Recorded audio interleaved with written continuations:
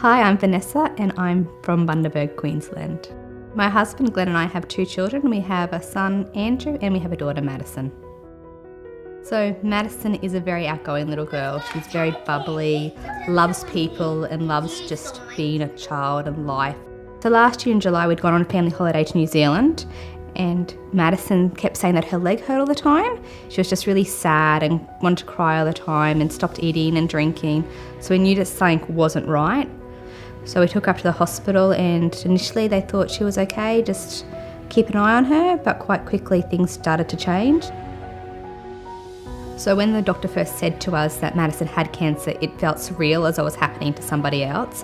It didn't feel as though it was actually happening to us. How could this little girl who was so full of life, she was young and innocent, she didn't deserve to go through what she was going to have to go through. So quite early on in her journey, we went into the radiation side of things, and then you had the complications from radiation with radiation burns, and she was in so much pain for so long because it had just compressed the nerve so much by that stage. It grew so quickly. Having to be at the hospital every day, we pretty much spent the first 3 months of being in Brisbane at the hospital, and for a lot of people, particularly when they've got long-term diagnoses, the hospital becomes a second home.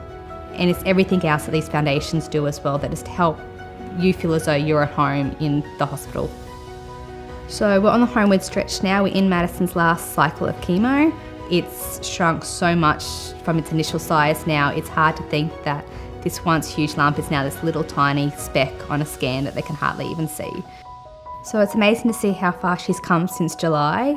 She's doing so much better with her chemo now. She's not getting as sick as she was. She's such a strong little girl. I'm so proud of her.